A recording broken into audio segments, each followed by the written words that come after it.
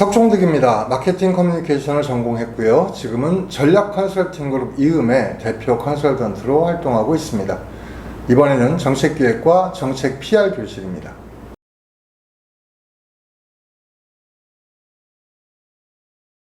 전략 컨설팅 그룹 이음이 함께하는 실전 정책기획과 정책 PR 교실 두 번째 시간 정책과정의 피드백과 폴털리의 메시지 박스 편 시작하겠습니다. 폴털리의 메시지 박스라고 하는 이 말이 아주 생소하신 분들이 계실 수 있습니다. 아니 사실은 아시는 분들이 많지 않을 수도 있죠. 이 폴털리의 메시지 박스는 메시지를 만들기 위해서 사용하는 툴입니다. 정책 기획보다는 정책 홍보, 정책 PR 쪽에서 많이 사용하던 개념이고 툴인데요. 저는 주장하기를 이것을 정책 기획 과정에서부터 움직여 볼 필요가 있겠다. 이것을 통해서 정책 기획을 할 필요가 있겠다. 라는 생각으로 여러분들께 소개를 하게 됐습니다. 파워포인트 보시면 폴털리의 메시지 박스의 개념 이렇게 해가지고 우리의 이야기만 해서는 결코 승리할 수가 없다라고 적었습니다. 그리고 4개의 분면에 나의 주장, 공격에 대한 대응 논리, 우리에 대한 공격, 반대자들의 주장 이렇게 4개의 칸을 나누어서 두었거든요. 결론부터 말씀을 드리면 대부분 정책기획을 하는 과정 중에는 전문가들이 중심이 돼서 이렇게 하면 세상이 좋아진다, 이렇게 하면 수요자들이 편해진다 라고 하는 주장에 매몰되어지는 경우들이 많고요. 그게 세면 셀수록 반대자들의 주장에 대해서 생각하지 않게 됩니다. 내놓기만 하면 박수를 칠 거다라고 하는 안이한 생각을 갖게 되는 경우들이 많죠. 그런데 실제로 일을 해보면 아무리 좋은 정책도 전 시간에 말했듯이 반대에 부딪히는 경우들이 적지 않습니다. 그래서 이렇게 4개의 분면을 모두 채워서 반대자들의 주장을 충분히 상쇄할 만한 그런 어떤 완성된 정책, 갈등을 최소화할 수 있는 정책이 됐다라고 할 때에 이것들을 결정하고 발표해서 실행에 들어가는 이런 순서를 밟는 것이 맞다. 그리고 이 개념을 홍보 측에서 충분히 알아야만 이에 걸맞는 이를 반영한 홍보가 이루어질 수가 있다는 것입니다. 그저 이름과 그 내용을 잘 설명하는 것만으로는 홍보가 제대로 됐다 이렇게 볼 수가 없는 거죠. 즉 정책 PR의 주요 기능 중에 하나가 갈등을 관리할 수 있는 이런 어떤 것들이 바로 PR의 중요한 목적 중 하나가 되어 있다 이렇게 설명을 드릴 수도 있겠습니다. 이런 좋은 메시지를 만들기 위해선 2개의 태도가 필요합니다. 첫 번째는 가치의 본질로 돌아가서 왜? 라고 질문을 하는 것입니다. 이 문제를 자꾸 표면적인 부분들만 보고 정책의 외형적인 부분들만 봐서는 안 된다. 가치의 본질로 돌아갈 수 있을 때 어떤 논리에도 굴하지 않는 좋은 논리를, 최종적인 논리를 만들어낼 수가 있을 것이다 라고 하는 것이고요. 두 번째는 공적 가치니까 이건 나는 개인적인 어떤 것들을 전부 다 떠나서 공적인 어떤 측면에서 맞으면 맞다고 얘기할 수 있지 않나 라고 하는 것은 공급자들의 사고일 수 있습니다.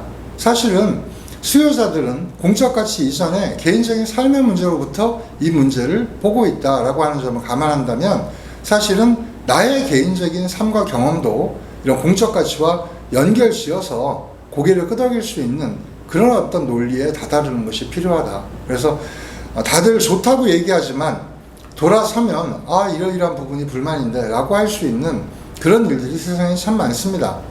그렇기 때문에 내가 개인적으로도 공감할 수 있고 공적 가치로도 충분히 가능한 것이다 라고 하는 부분들을 잘 찾아가기 위해서라도 이런 툴을 잘 활용하는 것이 매우 중요하겠다 라고 설명을 드릴 수가 있겠습니다.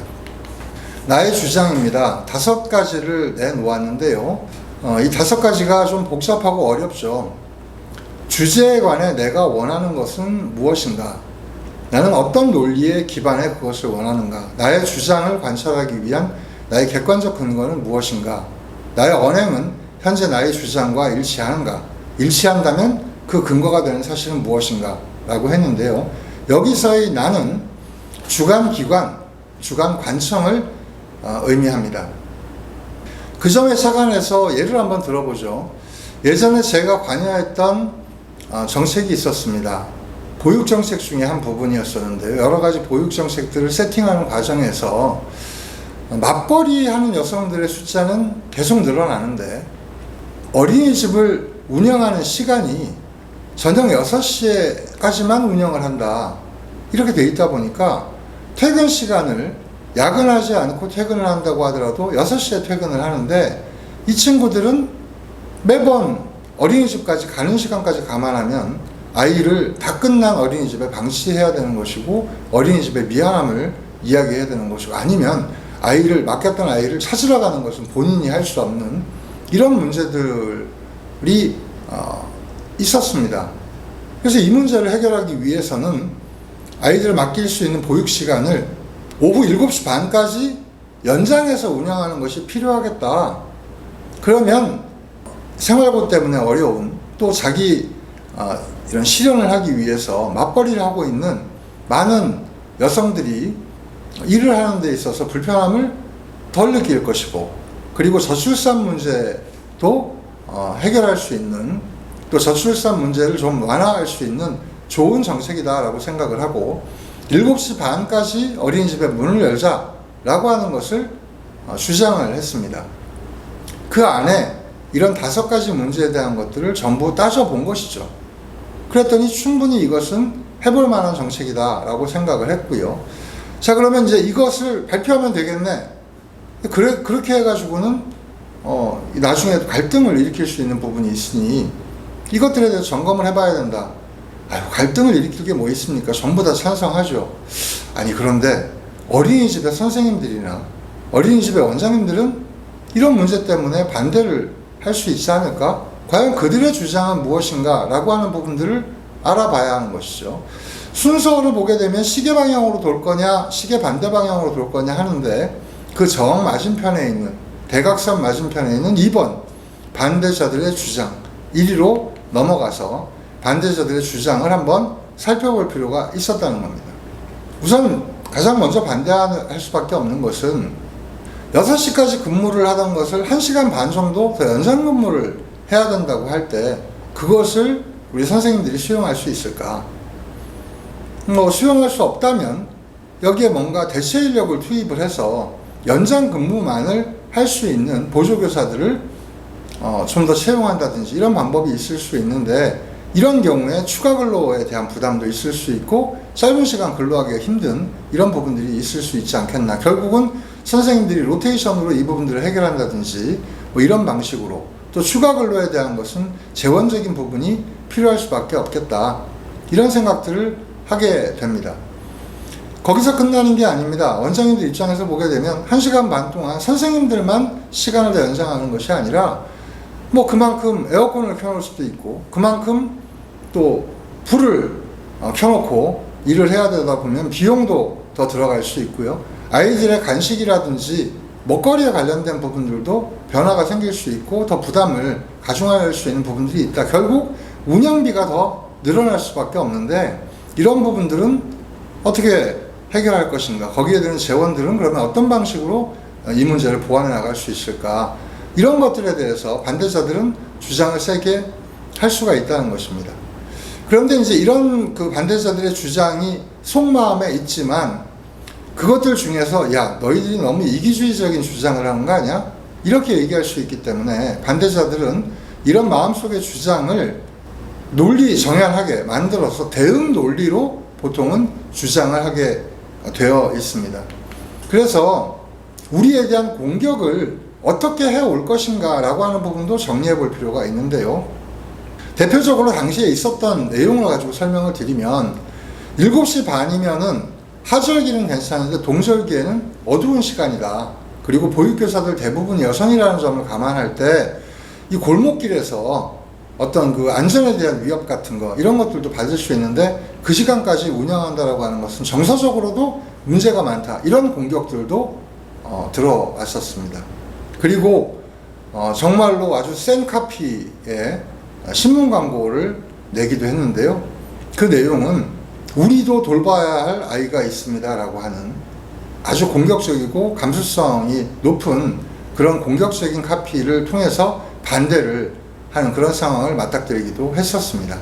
이런 것들까지를 감안했을 때 이 공격에 대한 대응 논리, 또 공격에 대한 대응 논리를 넘어서 이 공격에 대해서 대응 가능한 팩트를 만드는 것, 그것을 보강하는 게 바로 정책을 수정하는 것이고 정책 기획 단계에서 피드백을 갖는 것이다 라고 하는 것입니다. 그래서 이것까지를 모두 따져보고 나올 수 있는 모든 이야기들을 집대성해 봤을 때 최종적으로 정책을 발표했을 때 생길 수 있는 문제까지를 미리 사전에 예방할 수 있는 그런 과정이 이루어진다는 것입니다. 이런 것 없이 그냥 좋으니까 하면 되지 않겠는가 이렇게 보고 갈 수가 없다. 그런데 이런 폴털리의 메시지 박스 같은 것들을 그냥 책상에 가만히 앉아가지고 만들려고 하니까 너무 어렵다 이렇게 생각하실 수도 있습니다. 하지만 상대의 입장을 한번 고려해 본다면 그리 어렵지 않게 종이 위에서 한번 그려볼 수도 있겠고요. 이걸 보강하기 위해서 선생님들도 만나보고 원장님들도 만나보고 학부모들의 입장도 들어보고 이러면서 내 생각을 넘어서는 남들의 의견들을 모아나가는 과정들을, 그래서 정책 기획 과정 중에 꼭 포함을 시켜야 되는 것은 좀 돌려서 이야기하면 이 메시지 박스를 완성하기 위해서가 아니라 이 메시지 박스의 완성을 통해서 탄탄한 갈등을 줄일 수 있는 정책의 최종적 기획이라고 하는 것을 하기 위해서 우리가 이런 일련의 과정들을 거치게 되고, 그것들을 강제하기 위해서 필요한 툴로서 폴털리의 메시지 박스가 제안되었다라고 하는 말씀을 드리겠습니다. 다음 시간에 뵙겠습니다.